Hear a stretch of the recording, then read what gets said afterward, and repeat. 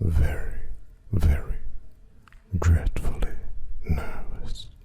I had been and am, but why will you say that I'm mad? The disease had sharpened my senses, not destroyed, not dulled them. Above all was the sense of hearing acute. I heard all things in the heaven and in the earth. I heard many things in hell. How then I'm mad? Hearken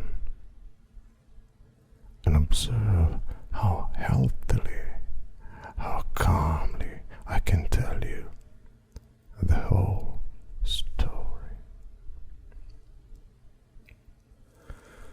It is impossible to say how first the idea entered my brain, but once conceived, it haunted me day and night. Object, there was none. Passion, there was none. I loved the old man. He had never wronged me. He had never given me insult. For his gold I had no desire. I think it was his eye, yes, it was this.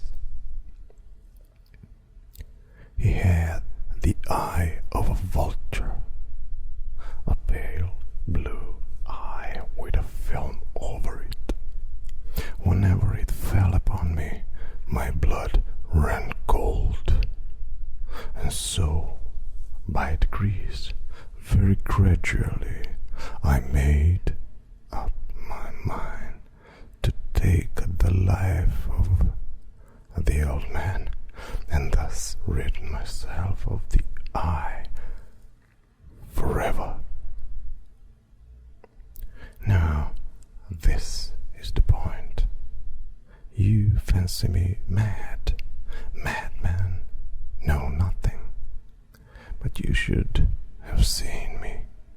You should have seen how wisely I proceeded, with what caution, with what foresight, with what dissimulation I went to work. I was never kinder to the old man than during the whole week before I killed him. And every night, about midnight, I turned the latch of his door and opened it oh so gently.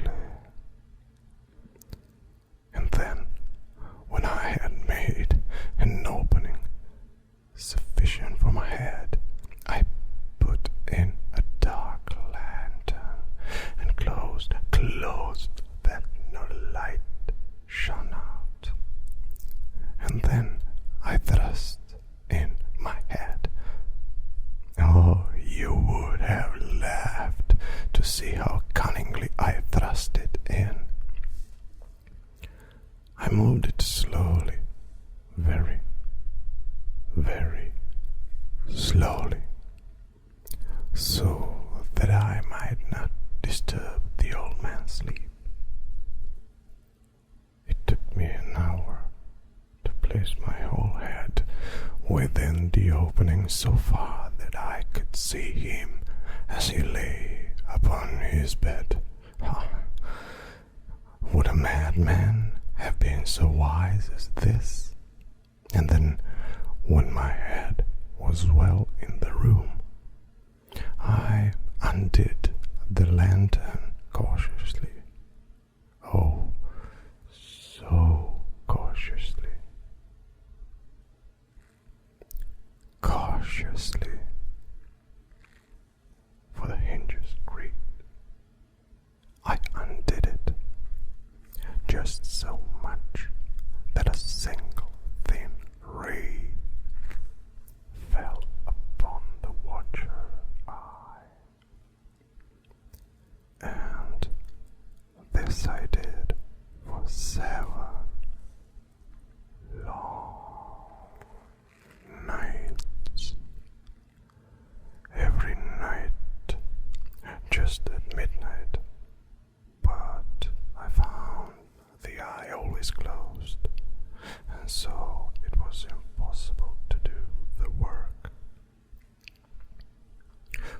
was not the old man who vexed me, but his evil eye. And every morning, when the day broke, I went boldly into the chamber and spoke courageously to him, calling him by name in a hearty tone, and inquiring how he has passed the night. So you see, he would have been a very profound old man, indeed, to suspect that every night, just at 12, I looked in upon him while he slept. Upon the 8th night, I was more than usually cautious in opening the door. A watch's minute hand moves more quickly than did mine. Never before that night had I felt the extent of my own powers, of my sagacity. I could scarcely contain my feelings of triumph. To think that there I was, opening the door, little by little, and he not even to dream of my secret deeds or thoughts. I fairly chuckled at the idea, and perhaps he heard me, for he moved on the bed suddenly, as if startled. Now you may think that I drew back, but no. His room was as black as pitch, with a thick darkness, for the shutters were closed fastened through fear of robbers, and so I knew that he could not see the opening of the door, and I kept pushing it unsteadily. Steadily. I had my head in and was about to open the lantern when my thumb slipped upon the tin fastening, and the old man sprang up in bed, crying, "Who's there?" I kept quite still and said nothing. For a whole hour I did not move a muscle, and in the meantime I did not hear him lie down. He was still sitting up in the bed, listening, just as I have done, night after night, hearkening to the death watches in the wall.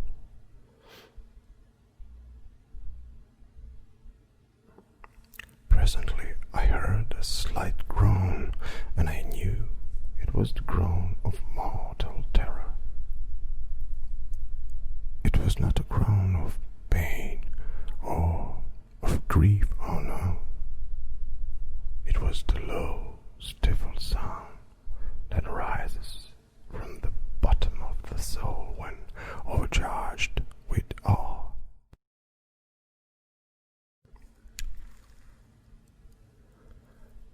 I knew the sound well. Many a night, just as midnight, when all the world slept, it was welled up from my own bosom, deepening with its dreadful echo the terror that distracted me.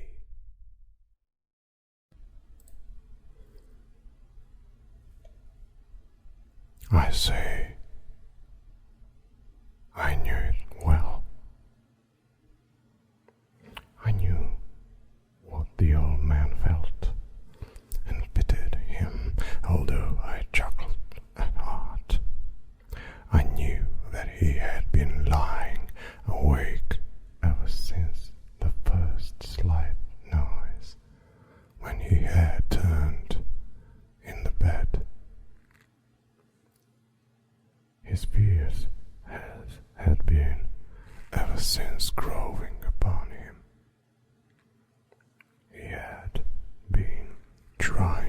fancy them causeless, but could not.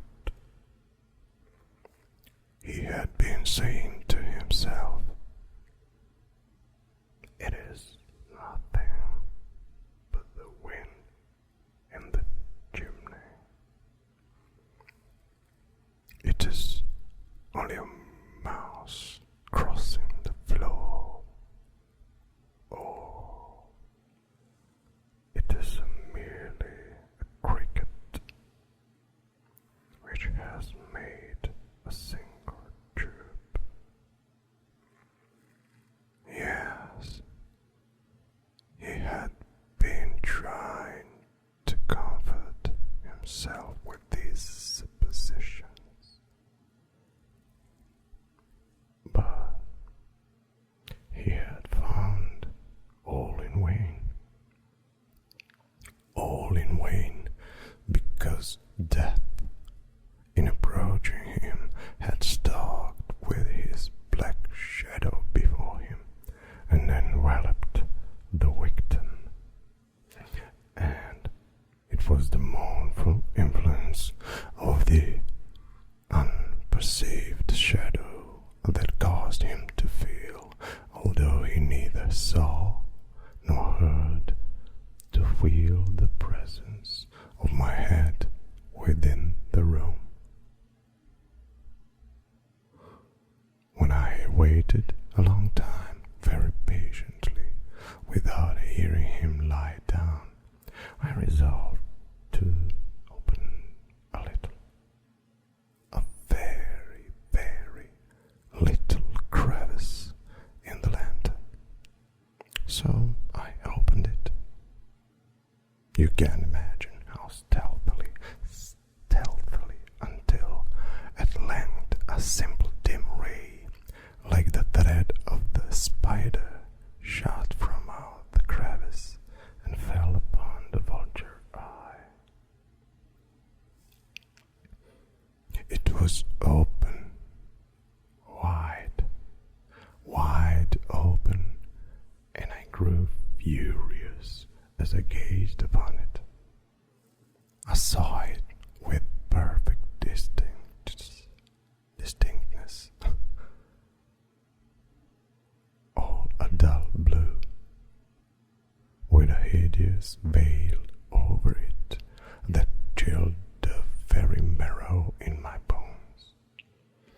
But I could see nothing else of the old man's face or person, for I had directed the ray, as if by instinct, precisely upon the damn spot. And have I not told you that what you mistake for madness is but over-acuteness of the sense? Now, I see, there came to my ears a low, dull, quick sound, such as a watch makes when enveloped in cotton. I knew that sound well too. It was the beating of the old man's heart. It increased my fury as the beating of a drum stimulated the soldier into courage.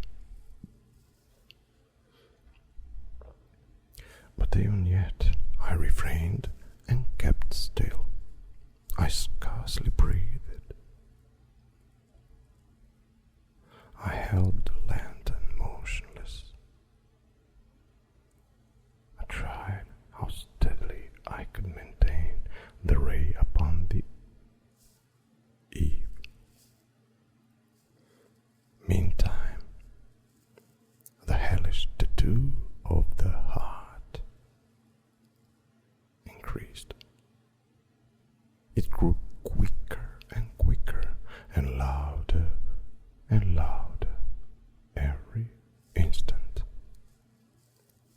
The old man's terror must have been extreme.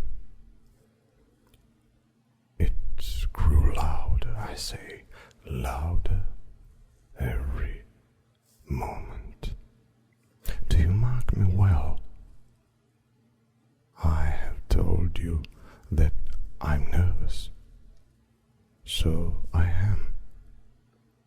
And now, at that hour of the night, amid the dreadful silence of that old house, so strange a noise as this excited me to uncomfortable terror. Yet, for some minutes longer, I refrained and stood still. But the beating grew louder, louder. I thought the heart must burst, and now a new anxiety seized me.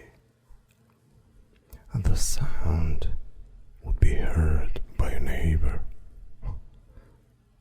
The old man's hour had come. With a loud yell, I threw open the lantern and leaped into the room. He shrieked once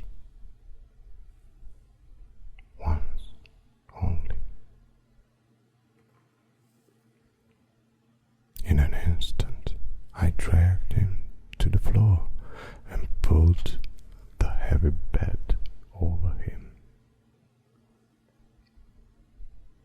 I then smiled gaily to find his deed so far done.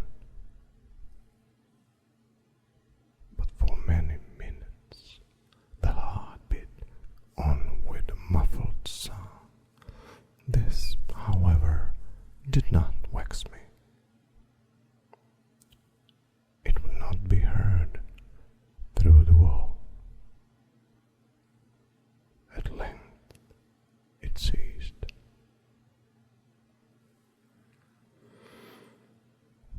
The old man was dead. I removed the bed and examined the corpse. Yes, he was stone dead. I placed my hand upon the heart and held it there many minutes. There was no pulsation. He was stone dead. His eye would trouble me no more.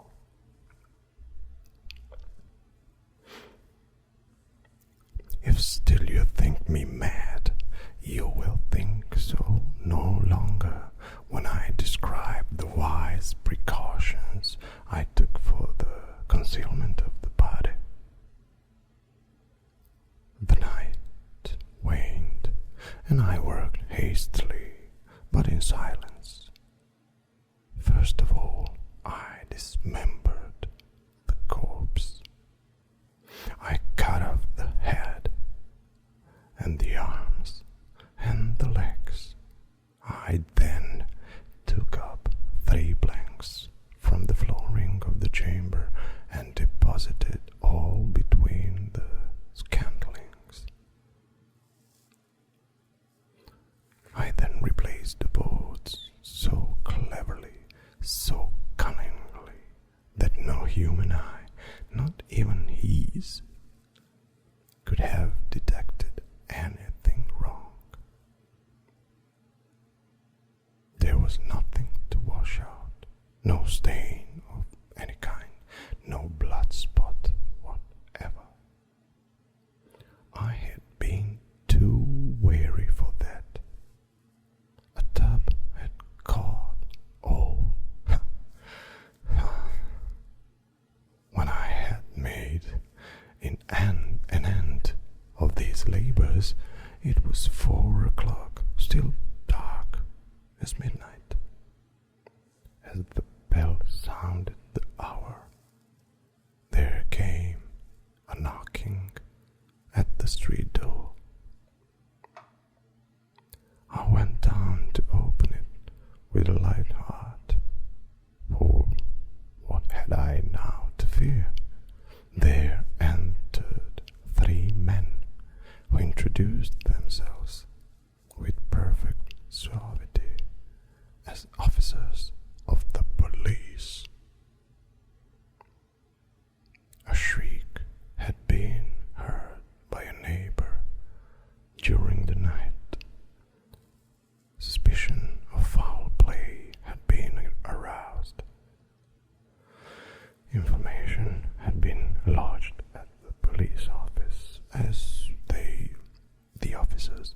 had been deputed to search the premises. I smiled, for what had I to fear? I bade the gentleman welcome. The shriek, I said, was my own, in a dream. The old man, I mentioned, was absent in the country. I took my visitors all over the house. I bade them search well.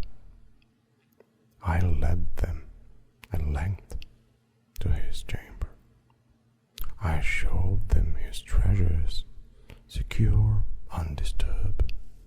In the enthusiasm of my confidence, I brought chairs into the room and desired them here to rest from their fatigues, while I myself, in the wild audacity of my perfect triumph, placed my own seat upon the very spot beneath which reposed the corpse of the victim.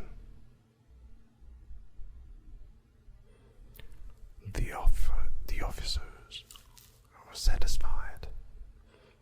My manner had convinced them. I was singularly at ease.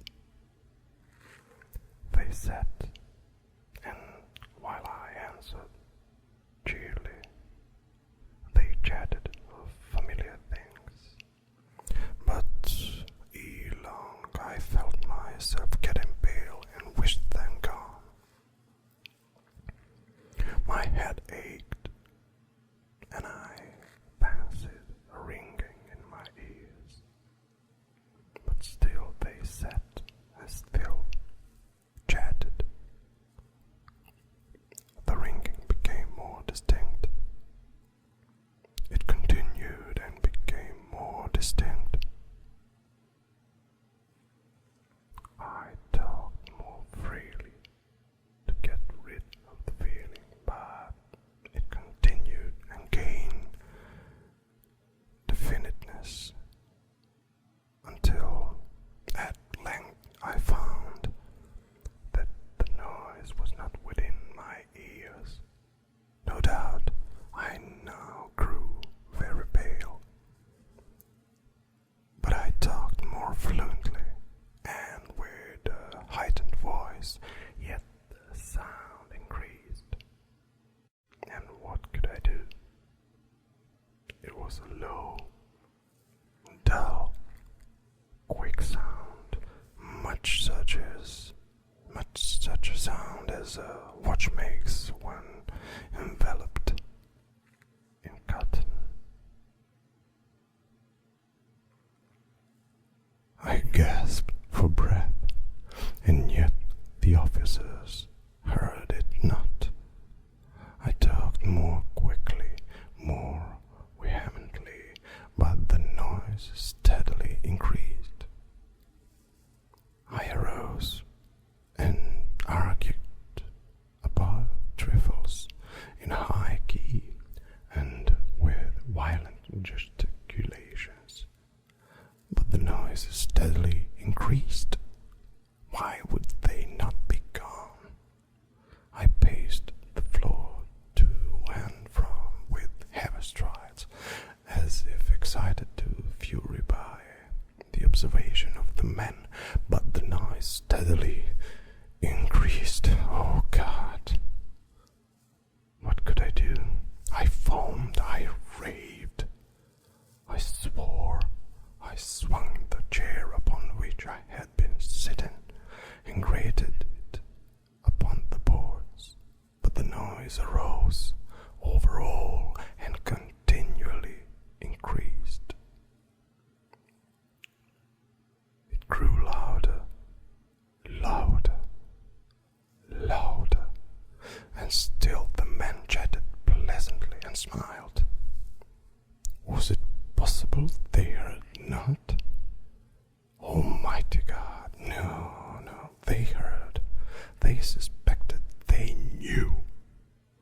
They were making a mockery of my horror.